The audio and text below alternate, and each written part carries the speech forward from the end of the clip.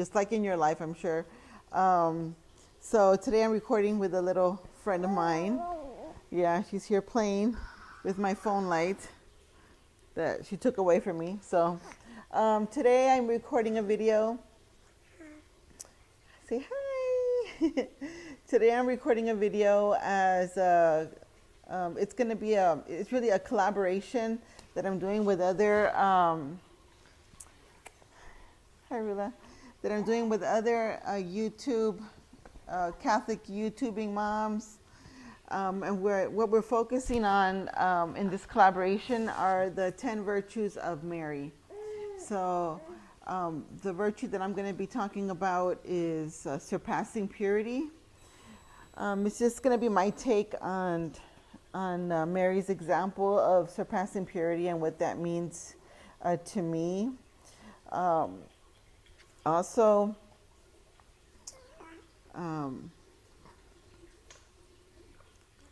so yeah, this is a collaboration, like I mentioned. It's hosted by Michelle from A Common Life on YouTube. So you can find her at youtube.com/A Common Life. And I'm not the only one. There's 10 virtues of Mary. So because it's the month of Mary, we're doing this collaboration together, and each of us is taking a virtue. And so I'll be posting on my YouTube channel. To find my YouTube channel, it's called The Catholic Servant. The Catholic Servant YouTube channel. And I'll have the links to the other collaborators and their videos in the description box for you to visit and hear their take on the other virtues of Mary. So here we go. I am loaded with toys here for this little one. So hopefully I have only until she starts getting upset or my battery runs out on my phone to stop this video. So yes, the virtue I'm going to talk about, like I mentioned, is surpassing purity. And this one really made me think, because how do you practice purity in day-to-day life? So when it comes to upon reflecting and pondering on this topic, I come to find that Mary teaches us about surpassing purity when it comes in two different ways that I have found and that I've been trying to incorporate in my life. One is to do as much as we can to pray in silence. And why is that important? I see that that's important because when we pray in silence, or we spend moments of silence, whether we go out for a walk and spend time in silence, or we just sit in the living room and just focus on things of God, and just spend maybe 2-3 minutes to start for some of us who don't really practice being in silence, being with God, just being with God, raising our hearts to Him. And sometimes words are not necessary. Silence is very important. I'm sure Mary spent a lot of time in silence. A lot of us, we can't tolerate being in silence. We have to have noise. We have to have music. We have to have the TV going, and it's very common. I mean, I get that. That's me too. So, but I try my best to spend time with God in silence. One, because it'll exemplify the things in our minds that make a lot of noise. You will be able to differentiate exactly what's going on in our heads, and when we are able to exemplify and kind of bring those things out in moments of silence, then we realize that there are some things that go on in our heads that we're just going to have to ignore it, so that we can refocus back on silence. One piece of advice that I heard from somebody is that when we're praying, or we're in prayer, or we're just focusing on God, and our minds get distracted, realize that God is a person.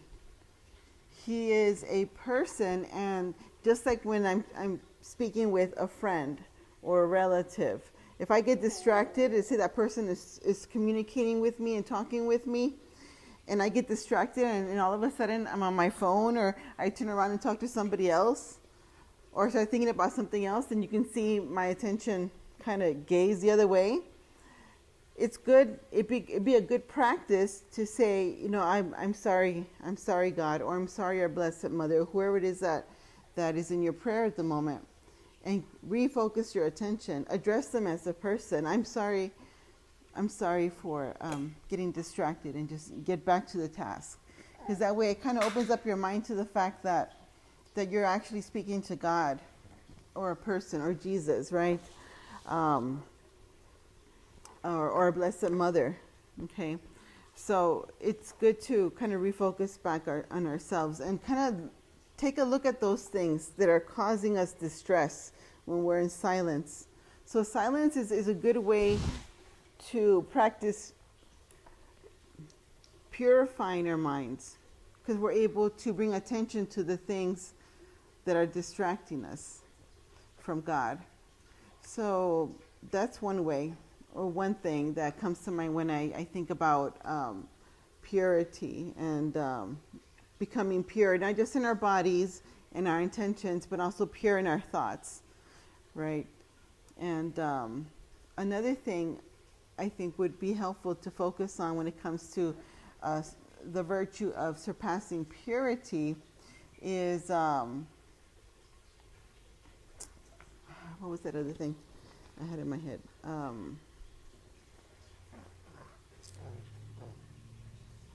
Yes, praying in silence. Oh, and also eliminating the things in our lives that are superfluous, stuff that's unnecessary. Okay, kind of focus our lives so that we eliminate stuff that, you know, are just impediments to our spiritual life. Whether it be maybe a toxic relationship that we need to kind of stay away from in a very charitable way, whether it be a toxic habit maybe that we have that kind of keeps us from directly focusing on God and being more with God, right? You want to say something? You want to say something? Do you want to say something, Mama? Yes, you do. I know you do. I can see you. Okay, so yeah, being more purposeful and directing our lives so that we're focused more on the vocation that was, the vocation that we have in our life, whether it's single life, married life, and any other, kind of vocation that we may have, our state in life, focusing on our state in life is also part of purifying our intentions and our day-to-day things. Getting rid of clutter, getting rid of things that hold us back, such as maybe there's music that kind of has a lot of negative messages that we like to listen to. Okay, so that music is a distraction from things of God. It doesn't mean you can't enjoy music, but you can refocus on the music that'll kind of lead you more towards God. Okay, and there's lots of ways of doing that. Some people like instrumentals, right? They just eliminate the words. Some people like clean versions of whatever songs kind of music that they like, right? Like not all rap music is vulgar, just like not all country music is pure, right? Like that's a stereotypical thing that you might think. But be very mindful with the things that you read, the movies that you watch, right? So that we can, yes, do you want to say something? So that you can keep your mind and your heart as pure as possible. Oh, falling asleep, baby. Oh, fall asleep. Okay, my baby falling asleep. Oh, she's so tired. Oh, falling asleep on camera.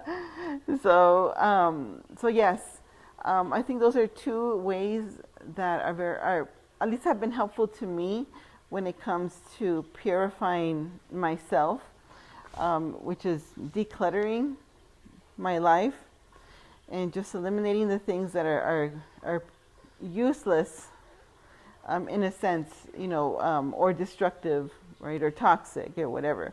So, um, so yeah, those are two things, and of course, like I mentioned before, being in silence, praying in silence, and I think somebody is not very amused.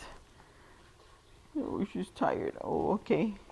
Well, that's all I have for today. And I hope to see you all again soon. I'll be posting, like I said, this video on my YouTube channel. So where I'm at a Catholic, the Catholic Servant. And just a little update. My podcast, the Catholic Servant podcast, is going to be out in May, the month of Mary. So, oh my God, our Blessed Mother's been helping me with this. I'm still editing audios from recordings and interviews that I did this month. So, oh gosh, just pray for this project. There's a lot of wonderful messages. I've interviewed several very faithful entrepreneurs, people in ministries and apostolates who Catholics who will share all their lessons learned in business and lessons learned in their spiritual, their Catholic path, right? Their life, and so yeah, I'm so looking forward for it to come out. Thank you so much. God bless you. Love you all.